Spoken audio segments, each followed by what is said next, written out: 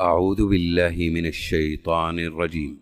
بسم الله الرحمن الرحيم. قال فما خطبك يا سامري؟ قال بصرت بما لم يبصروا به فقبضت قبضة من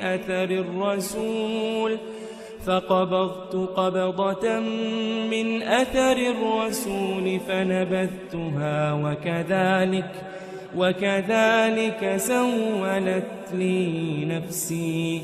قال فاذهب فإن لك في الحياة أن تقول لا مساس وإن لك موعدا لن تخلفه وانظر إلى إلهك الذي ظلت عليه عاكفا لنحرقنه ثم لننسفنه